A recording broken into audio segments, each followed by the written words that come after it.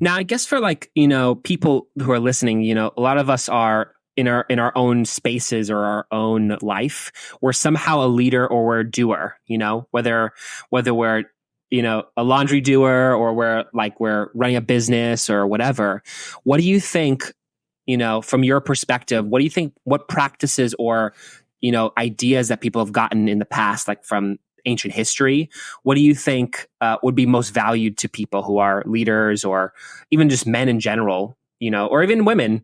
Like, what do you think, what value do you think from the past, from, could be some ancient person, do you think would be most valued here today? Well, I think that one of the things that I've benefited a lot from is there's 4 cardinal virtues in ancient philosophy. This is pretty common knowledge if you dabbled in kind of pop stoicism. Mm-hmm. Courage, justice, wisdom, and temperance or restraint. But the foundation of all of them, according to the philosophers, is courage. Like, you can't really be wise without being courageous. You can't really be a just person. You can't really settle a serious dispute or intervene on somebody's behalf without courage. You can't really have restraint in a way that really matters without courage. And so I think this is one of the things that you get from reading stories of really courageous men and kind of thinking really deeply on their personal examples. There's one guy in particular that was a big inspiration for me for starting the podcast, The Cost of Glory. His name is, he's the secretary of Alexander the Great. Mm. And he was the secretary of Alexander the Great's father, Philip. So he's like a pencil pusher at the beginning of his career. Yeah. But after Alexander the Great dies as a young man, so he's conquered this big kingdom from, Greece to Afghanistan and Egypt and the Caucasus. Well, there's this, he hasn't selected a successor. And so all of his generals kind of tragically end up warring with each other to see who will be in charge, and then end up carving up the kingdoms amongst themselves. But there's this one guy, Eumenes of Cardia is his name, Eumenes. And people discover after Alexander dies that he's not just a great secretary. He's also like a military genius, and he becomes a warlord and a huge power player in this struggle. And he's trying to keep the kingdom together and pass it on to the legitimate heirs of Alexander. He's this incredible figure of loyalty. But the thing that made Eumenes not just a great secretary, not just a great literary man, but a great warrior, was he was courageous. He was incredibly courageous. And there's these stories of him engaging in hand-to-hand combat with other generals and defeating them. It's amazing. And so there's this one scene that really inspired me. It's like this is in this war of succession early on after Alexander dies. Eumenes finds himself, he loses a battle, and he's stuck on a fort in the middle of Asia Minor and like modern Turkey. It's kind of desolate. And the fort at the top of this hill is like the size of a soccer field. It's tiny. And he's got 1,000 men in there and something like several hundred horses in there in this tiny little box at the top of the hill.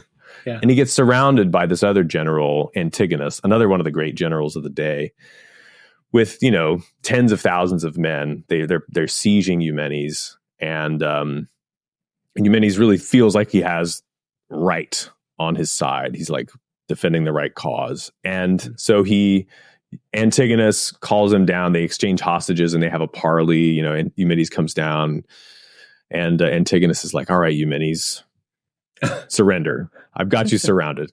What are you going to do? And Eumenes is like, yeah, I'll surrender if you grant me my full army back and make me the governor of this large province nearby and restore to me all my honor. And Antigonus is like, come on, man. Shouldn't you be addressing me as a superior considering the circumstances? You've got these like tough guys in a box and I've got a huge army. And Eumenes says, well, as long as I have my sword, I consider no man my superior. Mm. And so he marches back up into the fort and just waits it out. And the negotiations come to naught. But within 12 months, the political situation has changed. And sure enough, he's once again at the head of a formidable army and fighting a war. And the story I've told in my podcast. But I think these moments of like meditating on the courage of great men, and following that up with your own practice, like I think it's good to train in martial arts and to do kind of tough physical things. Every ancient philosopher would have advised the same. It was like a given for men in the ancient world that you'd be training in gymnastics, you'd be wrestling, you'd be doing this stuff to keep your like physical sharpness there. But taking a story every day like that and thinking about how you can emulate that virtue is something that the philosophers all counsel you to do. Hold these men before your eyes. Seneca says, imagine that you've got a Cato on your shoulder. Cato's another great philosophical hero. Imagine he's like watching you. I think that's really powerful. So that's one thing that I try to do. Yeah, that's so interesting. Is like, I really love the fact that, because you're like an opinion leader for just people, not just the ancient history, but just for men. And I think it's really cool that like just how you instill, even just for me, I feel like, like for me, I'm 29, just to give you a little heads up on my age. So like for me, it's like, I think probably the most interesting thing, and I think I sort of, people take it for granted, is history and how history kind of came to be to what we have today, and I really love the fact how you kind of give me an insight on just more how I can be a better man and a better husband, or a better friend, or whatever, or a better leader even, and I think it's amazing. But go ahead. Well, I think that's what history is supposed to do for you. And history has gotten so academic in our day. And there is a science of history, and there's a lot to learn from studying the past in a kind of methodical, scholarly way. But Nietzsche talks about this, how there's different modes of history. Like there's the critical mode, there's the antiquarian mode. The critical mode is when, we don't have to get into details, but basically the mode that he thinks is the most important for men, is for men of action, which I think is all of us. It should be all of us, is on some level, is what he calls the monumental mode of history, which is basically like, imagine history as this grand statue of somebody who's larger than life. And that they weren't even that big in life. That they weren't like Hercules, maybe like David, Michelangelo's David. Maybe David probably didn't look like a jacked bodybuilder.